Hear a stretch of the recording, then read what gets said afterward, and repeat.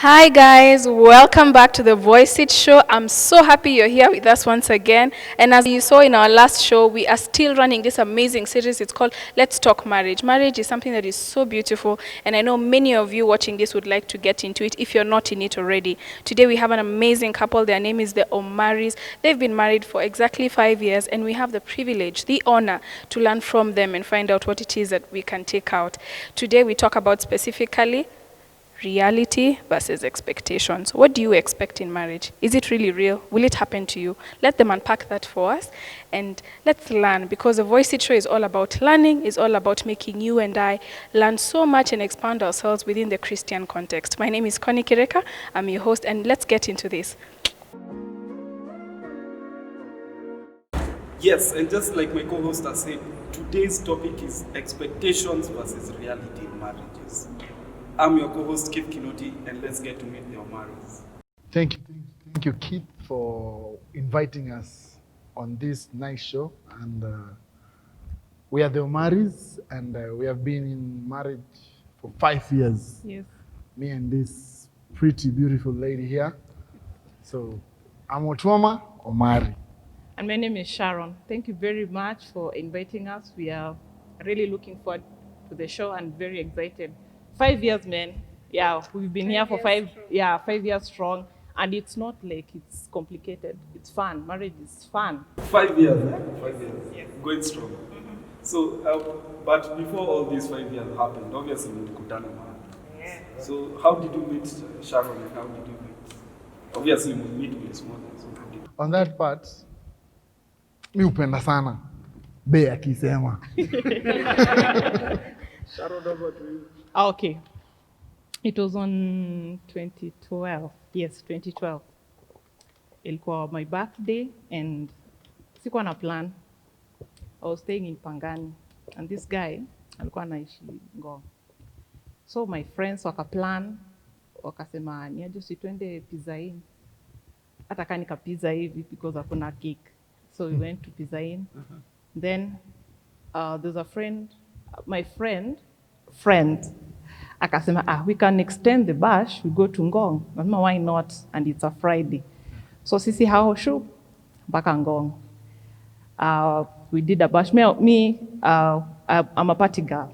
I used to be a party girl before I got married. So I always like this part. When you pray for something, inajileta kichinji. Inajileta. Okay. Kuja Ngong. So nikakuja Ngong. Yes. Na hiyo place Omar alikuwa na stay ni neighbor. The next door. Yeah. Yes. Next door. So bash ilikuwa imeshika hivi. Huyu hakuresist.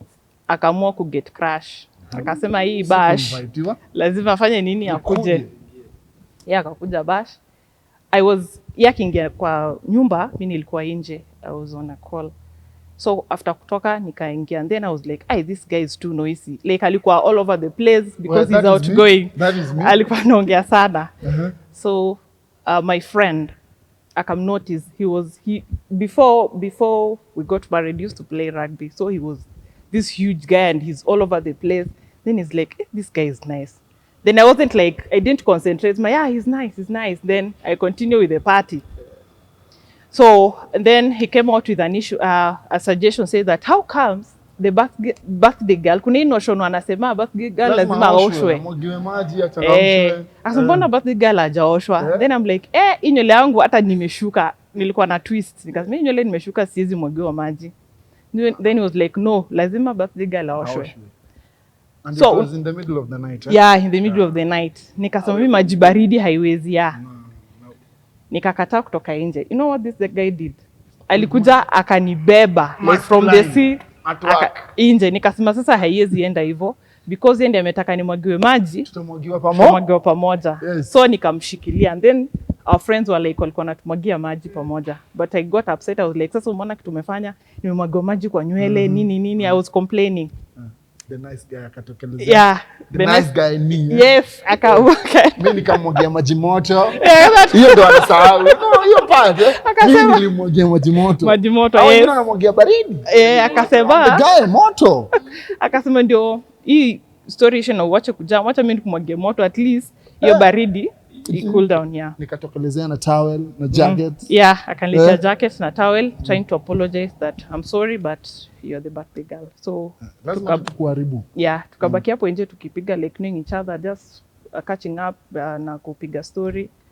Even then we went back to the house. Party kaendelea ikafika around, it was around 1.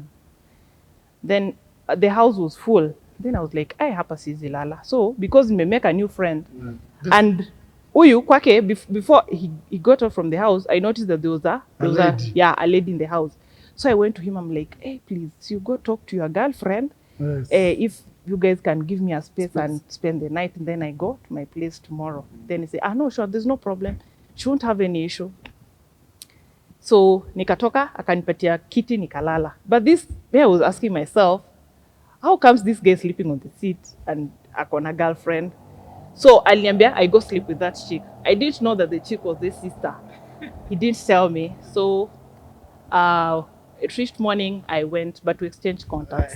That morning amesahau nilitengeneza chai. I made a very nice tea. Yeah. Very nice. Okay, so after hapo, I went back to my place, and that time we were doing. I was working with. There was a project, Equitel. So something funny. They were posting guys different places, but I was posted to Ngong. Thank you. You see, that's why I'm saying this thing happened when you pray, things just come, they flow. I was praying for a wife that time. I was really asking God, where will I get my rib? Okay, so because I had made a friend in Ngong, nikampigia, we ni aje? Mimi nimepostiwa job Ngong na sijui Ngong vizuri. So you help me look for a house. Then he's like, Ashua, come on Saturday, I'll help you. Yeah, tuzunguke tutafute nyumba. So I came on Saturday, tukatafuta nyumba, tukapata nyumba place tu hapa Ngong. I stayed in that house like that. Tukaanza kuwa more friends. Tukaanza tukaanza kwenda coffee nini. Now we are here. Yes. 5 years later. Tulitafuta nyumba tukamaliza sasa sasa hivi. Tulitafuta nyumba ya kuishi. Yeah. Yes. That is the part of the Yes. Tulitafuta nyumba ya kuishi. That's a nice story. Ebu, now tell us, from meeting to marriage to wedding day, what's the journey? What happened in between them? After we started dating for like two years. It was 2 years actually. Then this guy proposed in 2014 on Valentine's Day.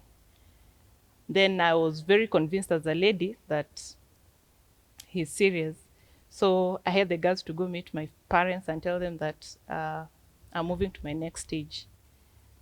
It wasn't like as a lady, if you get a proposal ring, definitely you'll have the guts to like even tell your dad. You know, the problem is telling the dad that I've gotten a man whom I'm ready to bring the man home. So nikaenda home, nikaambiana maparo, wakasema ni sawa. When are they coming? Nikawapatia date and all that. Before we were engaged, they had not met or marry. They hadn't met or marry. So after I went home, now it's when they plan for Omari to come now home. I introduced him to my introduction. So we did the introduction, all those stuff. Then we did our wedding on 2015. Though it wasn't easy. It was a journey. It wasn't easy. Like a parent to accept that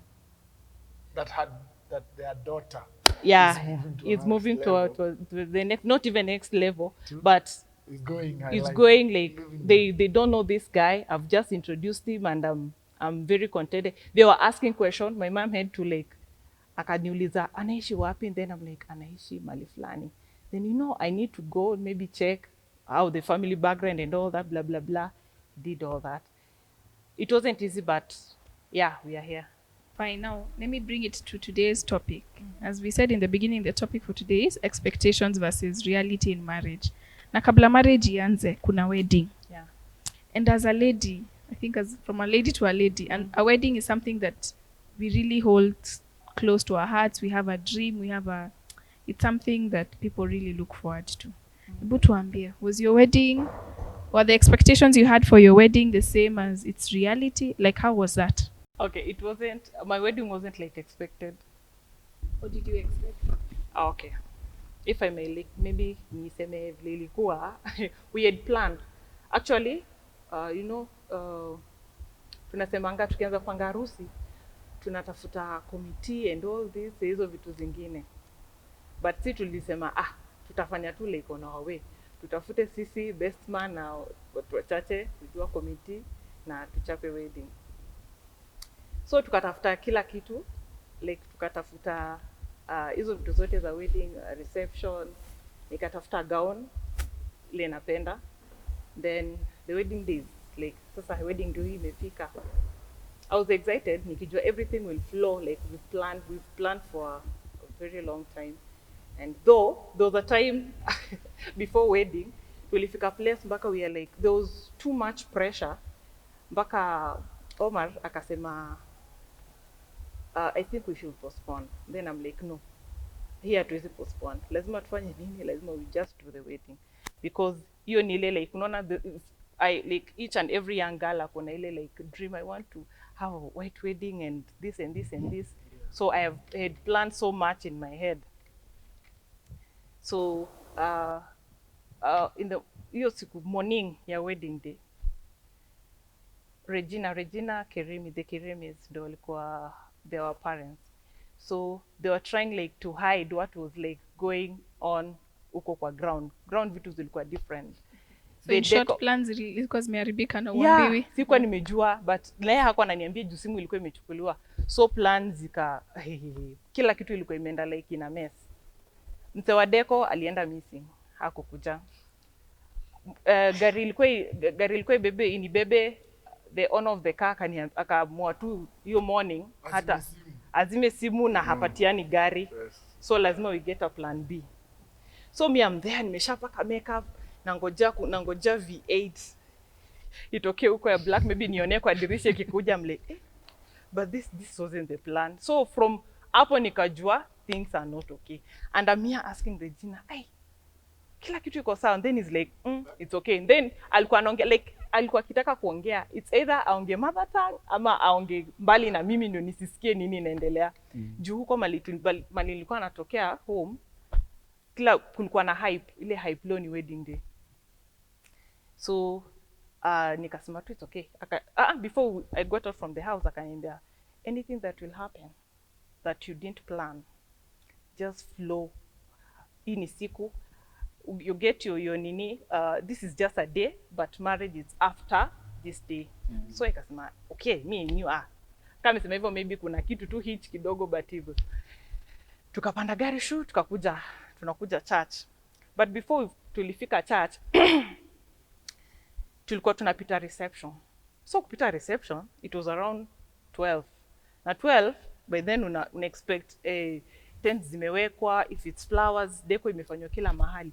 But kuangalia hivi kwa gari, first of all gari let down, nikaenda na gari ile sikuwa nimeplan. Second, kuangalia hapo kwa nini kwa reception hakuna kitu inaendelea. But actually kulikuwa sijui na watu 3 4 kwa reception, like hakuna viti, tent tent moja imewekwa like on one side, like lean one side, like just mamishwa. Tukakuja church nikamwambia sasa hapa babe ni kunoma hapa, sidhani kama kuko like hapa mtu wa chakula walipiga simu, nilifika tu hivi church nikaletwa vizuri, Vinia kanipokea, nikakuja tukaimba tukaingia church. Kufika hivi nimekaa yeye kutulia, akaambia babe ni kunoma, mtu wa tent ameenda missing, mtu wa chakula hata chakula ijaanza kupikwa and it's one. Sasa hiyo namwambia hivyo, I think ni after shikanishwa ni kutomoka, tunachomoka. Kutoka mnatoka. Mimi na dance hivi, lakini information namwambia ni ya kutuma Asma. So anashinda ananichuna smile. So I'm like nataka kusmile lakini nafikiria sasa watu watakula nini? Na sasa hizi ni gani? Kwani mtu aninye alienda umepiga simu? Nini hivi like niko restless kabisa. Then Jemo akaambia Omar sasa hapa itabidi tupige like picha mingi ndio huko watengeneze. So we are like walichukua picha mob sijui ya nani iko like ile plant ma picha fulani ya nani hivi. Tukachukua picha mob tukaenda tukamaliza tukaenda mpaka reception. So yeah, I had planned for that day, but it's So we okay. can see expectations were let down. yes, completely. like ilikuwa imerudi chini. I remember that day after wedding, I didn't even remove the gown.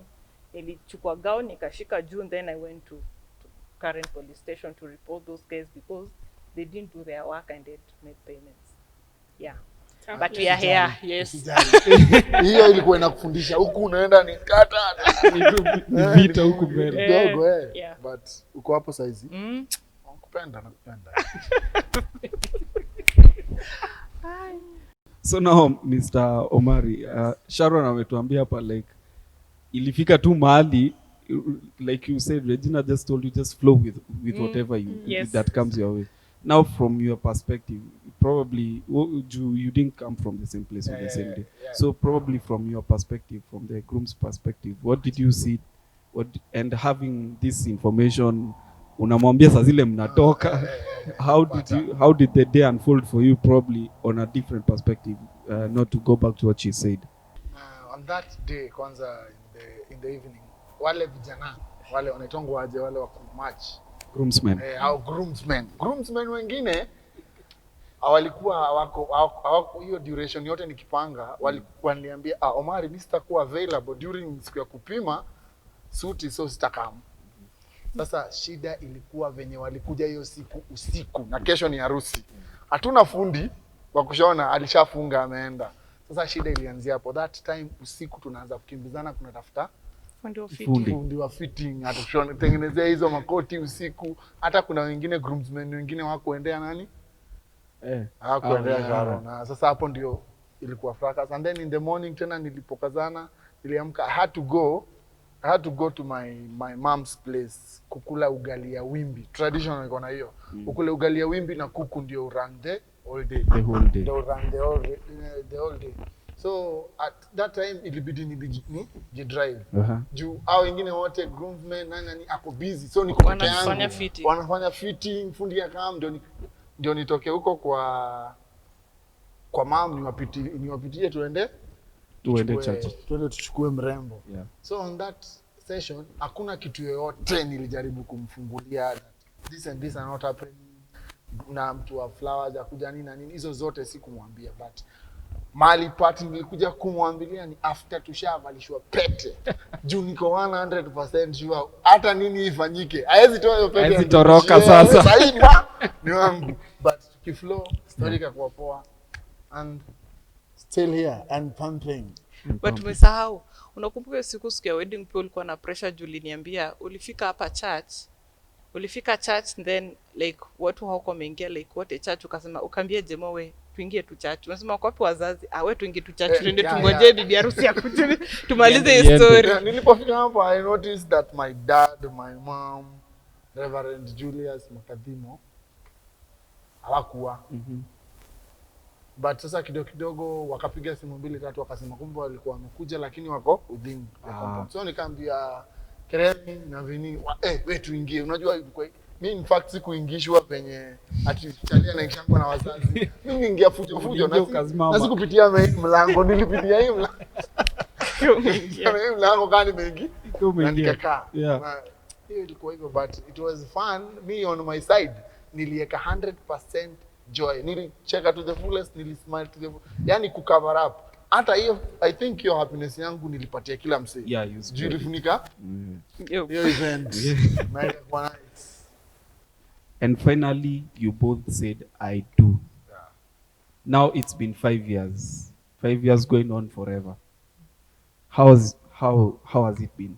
5 years it has been like they say marriage is not bed of roses. So yetu si special pia. So after wedding tukaingia sasa marriage. During wedding, sorry, I'm going back kidogo, but during wedding niliona because of your planning and all that, na Omar alikuwa amefanya deal poa sana ya pesa, nikamwambia now that umepata uko na do, see I just like resign job, then after wedding nitafuta maybe biz tufanye. Akasema sure, achana na job ndo tupange wedo poa. nika resign job. Wakuja after wedding tumemaliza, honeymoon tumeenda tumerudi, so tukasema biashara ni gani tunaweza fanya.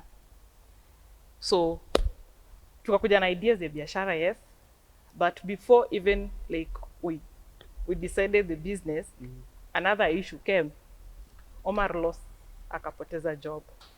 So pesa flow ya pesa imekatika, yangu niliangusha job, so tuko na like a fixed amount kwa account. Tunasema sasa, what do we do with this money?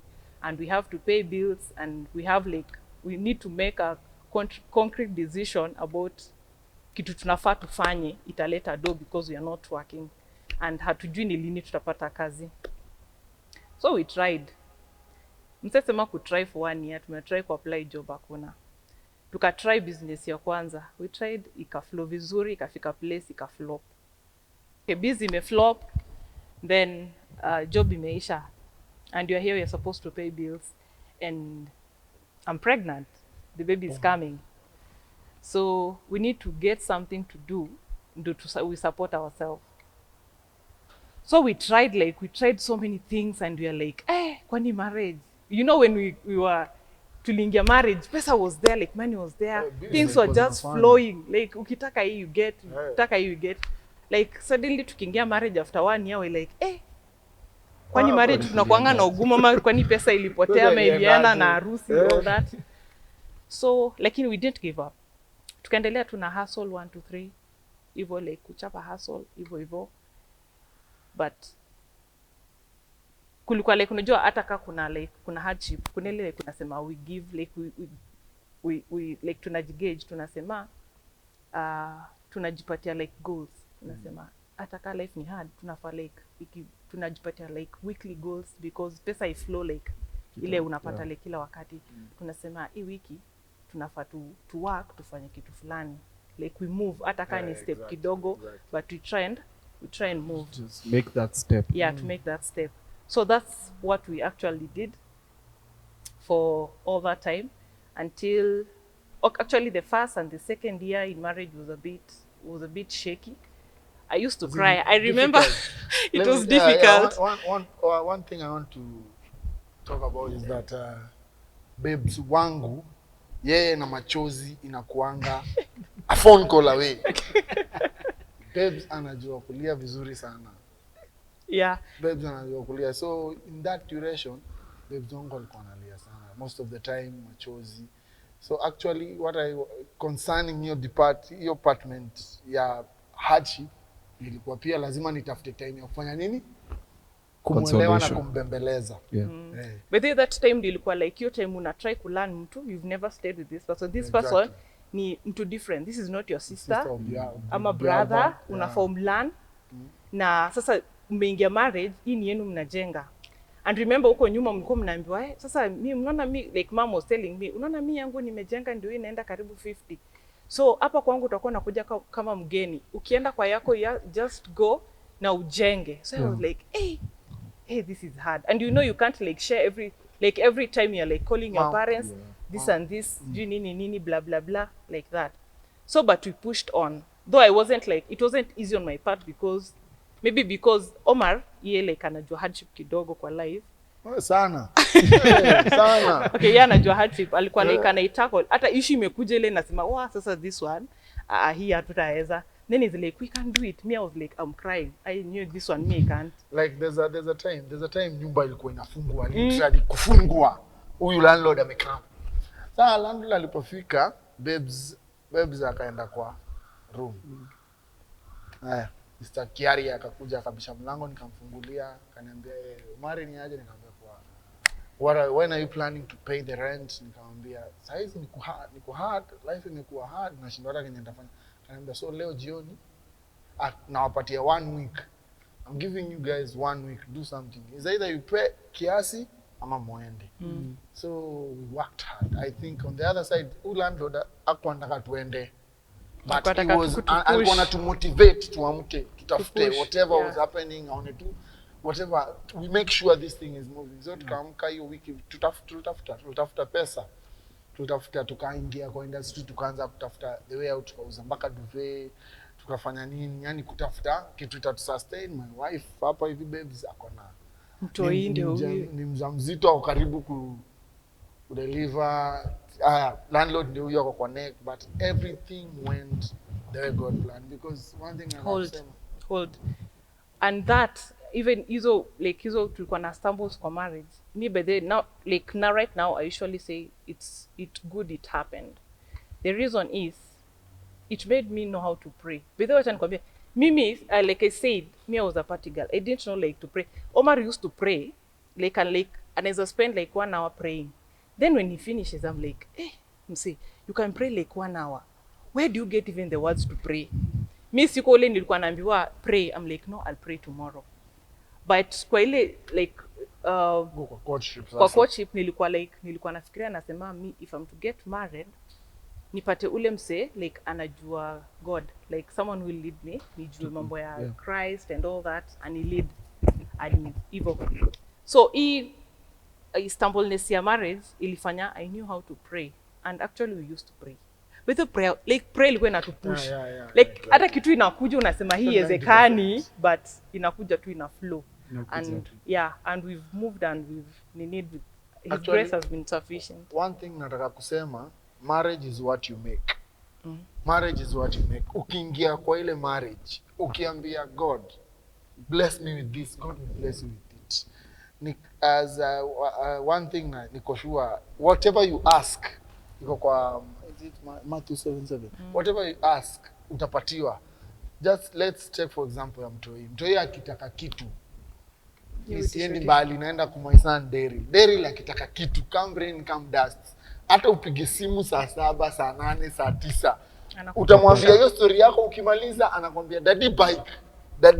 Yani ana insist. It's the same way you need to do that in marriage. Kwa marriage inafaa tukue unaambia babes, hivi na hivi ndivyo kuko na hivi ndivyo tunataka. And then another thing, the best thing it work, tuweke prayer. Prayers. Yeah, prayer, then communication. Before even it's prayer number 1. Okay, we will say prayer is number 1. Then marry your friend. Nakwambia saa zingine love inashukanga. Haiko. Inashuka to 100 unasema mimi I think I made the wrong decision. So kitu inashikilia hiyo marriage ni friendship. Friendship ndio most of the time inashikilianga marriage. Hata ile time mmezushiana mmekasirikiana ile hata utaki kuface huyu mtu, ni friendship friendship always inaleta tena together. Then si tunasemanga it's God, then marry your friend, then communication is key. Kuna kitu nataka kuongea kwa marriage venye iko. In our own marriage tuko na rule. Tuko na rule. Hakuna kwenda bedroom kama tumekasirikiana communication. And then kwa marriage yetu pia tuko na rule nyingine. Kama amenikosea, atanipeleka date na alipie expensive, na aombe msamaha kwa hiyo date. Kama nimemkosea, nitafute do. Kama sina ajui, but tutaongeleshana, nipeleke out, we talk about it, then we go home, we smile. Not when everything works. Friendship and communication. Communication. That's why what he's talking about is about communication. Ile story watu wanasema ukiingia kwa marriage, mtu akasirikia and then you're like, I'm not even talking to this person, ama you're always involving the third party. Umekosana kidogo, simu. Kidogo simu. No, so communication, if you marry your friend, it will be easier for you to communicate, talk to that person. Me and you, I didn't like. Me, I tell him. Sometimes I don't call him at sweet. I don't say new woman kosea. Me, I don't like this. Ama kama ametupanisha socks and I'm like, I told you, ukitoa socks tafadhali, bin haiko mbali, just put it there. Ama flush the toilet. Ama yeye ananiambia issue yangu. That is me, Ama yeye ananiambia issue yangu. Kama vile tuliingia tuko sasa ile tumeshaona tumeingia kwa nyumba. Me kwetu I was brought up tunaosha vyombo kesho yake asubuhi, we eat dinner, we clean it in the morning. Sasa yeye hatuendi kulala kama vyombo iko sink. So it used to be an issue, a major issue. But in the long run, nimeanza kuingia side ya unaingia una get away ku understand this is a new person, you need to accommodate this person na vitu zake uchukue. Na pia yeye akuwe able kufanya nini? Kuchukua vitu zako na kuwa comfortable nazo. Yeah, zile haizi change because kuna vitu zingine bedhe mpezi change. Utashinda ngome kasirika all time na maybe hata change. Zile hata change sawa, zile hawezi just grow with him, yeah, with grow it. with it. No, saa zingine hata mimi sasa huwa sikasiriki. I just go sema, hizi socks babe, ilikuwa lazima uziache hapa. I just pick and na wacha huko. Yeah, and sometimes kama sina mtu naambia wewe chukua socks zako manzi uweke kwa wapi uko. Yeah. And I really like how this story is going. Listening to you is like watching a movie. We are seeing that we've seen the kuosha, birthday, we've seen the engagement, we've seen the wedding, and we've seen all the challenges that you went through. But just to take it, maybe to remind our viewers or people who are watching us right now, is to say at least those 3 key points, which you said number 1 is prayers. Prayers really hold marriage. Yeah. You said marry your friend. Yeah. And remind me, what was the communication is key. Yeah. Now maybe someone is watching right now and thinking, I didn't marry my friend. Maybe I fell in love with who I thought he was. But now I have the ring, like, you know. In marriage, we don't encourage you just to walk out because of challenges. Please give us some advice, or that couple who feels like, you know, those ups and downs in marriage. Like you said, sometimes you don't feel like you love him, but at least kuna your friendship that is holding you guys. Yeah. What can you tell someone right now who is watching and feeling like me, I'm not feeling my partner? What advice would you give them, having gone through so many challenges together? And you're celebrating 5 years of marriage.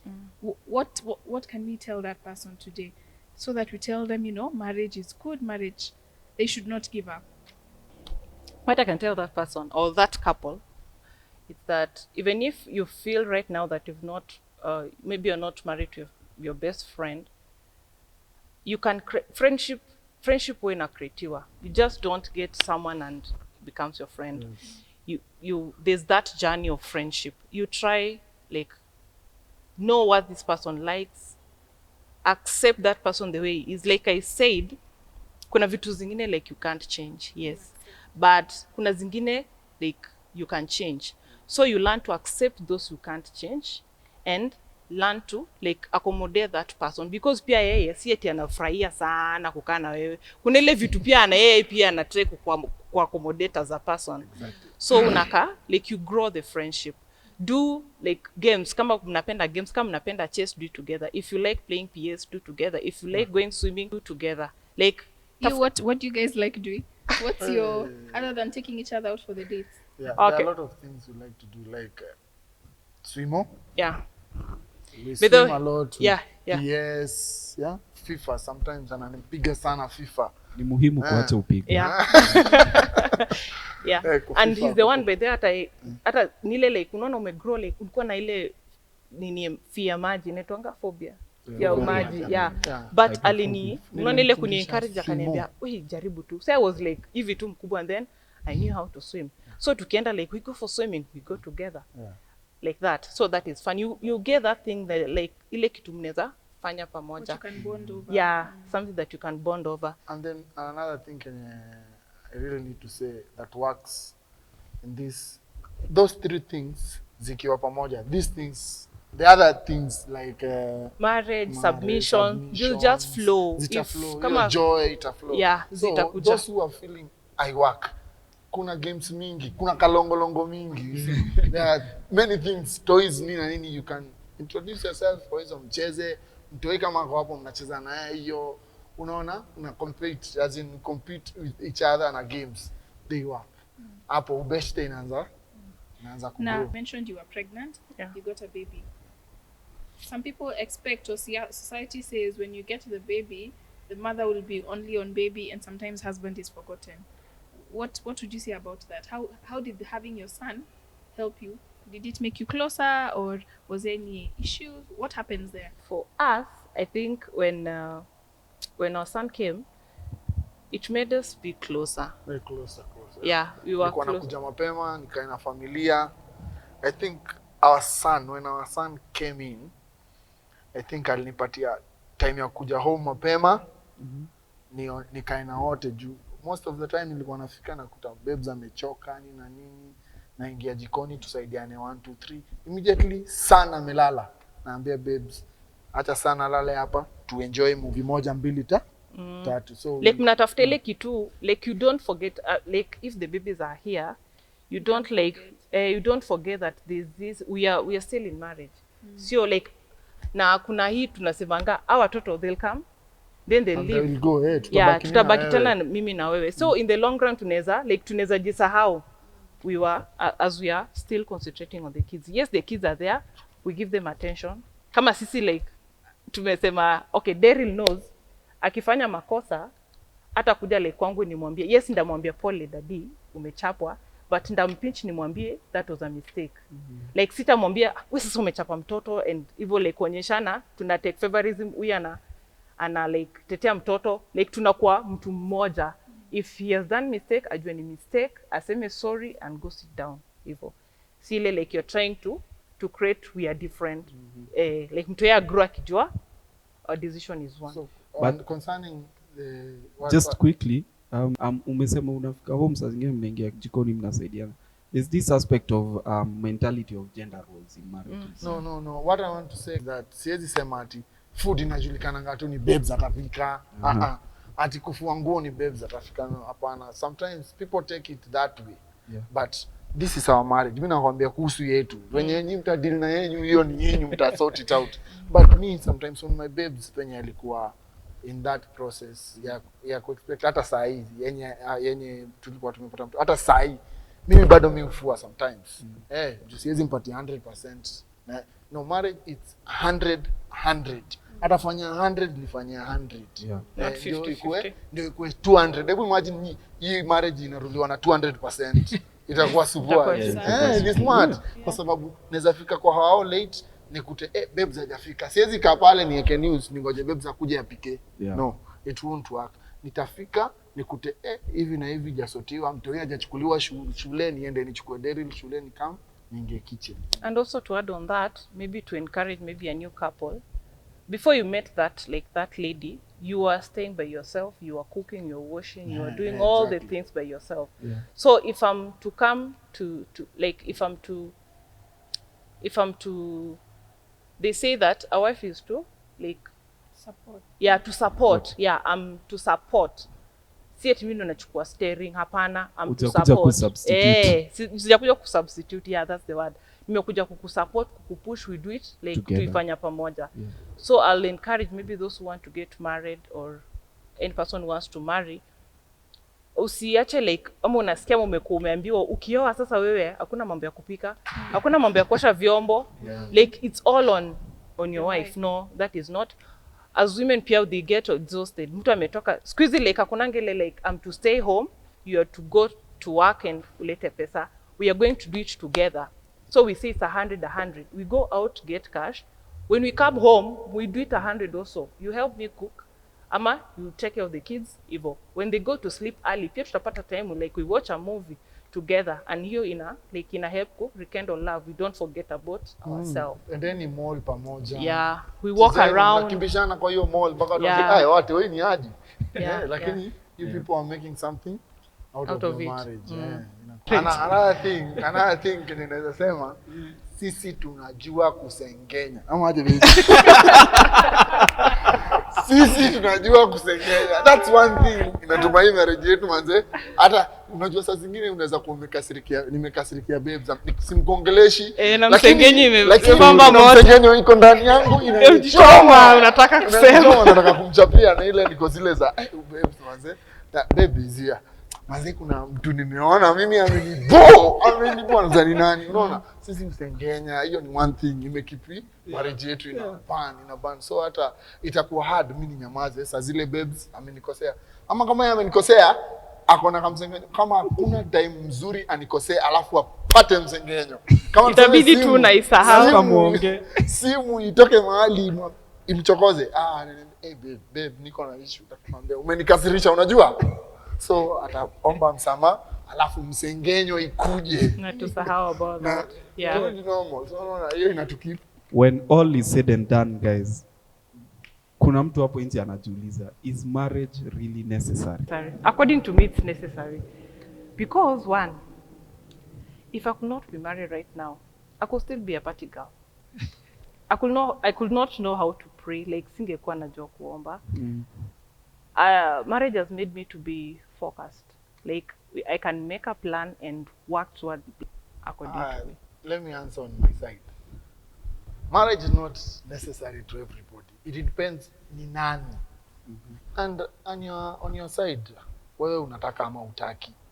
You see, it's something starts from your heart, and then ukiingia kama if it's a yes, go into that marriage knowing that you want it the way you want it. Your marriage itawaka. But ukikuja na kwa hii marriage useme itakuwa no, it won't. Now it becomes a reunion. Inakuwa you have to conform to the other partner.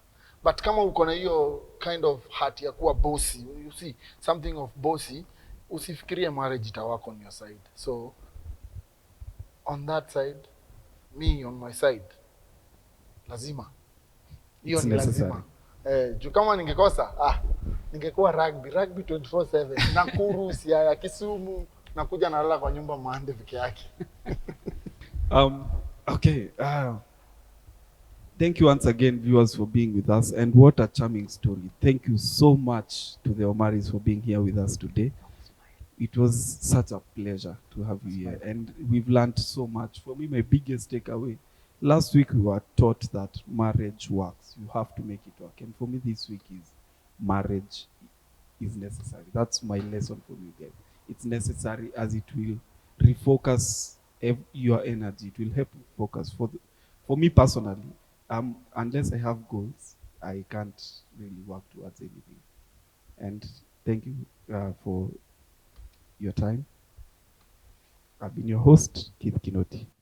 And I've been your host, Connie Kireka, and I'm so happy that you've joined us until this point. Thank you for standing with us. I hope the Omari's story will be an inspiration to you to see that marriage is really a journey and it is necessary for those who wish. One of the key things they taught us today is that prayer is number one, marrying a friend is important, and communication is key. Not to forget also that it's not your way, my way, it's our way. And let's forge a journey together. So we hope our series of Let's Talk Marriage is impacting you, is spreading the good word that marriage is necessary if you so wish to go there. And I want to encourage you to join our Voice It Show family. We want to grow this platform, and that can only happen if you like, if you comment, and if you share. Please share this around, share it to people you know, so that we may grow not only here in Kenya, but East Africa, Africa, and the rest of the world by God's grace. So thank you so much once again, and we look forward. Omaris, once again, thank you. It was an honor. It was nice to have you. We pray that we'll have you back again celebrating 10 years, and you'll give us even much more insights. I've been your host, Connie, and we look forward to seeing you on our next show. Bye.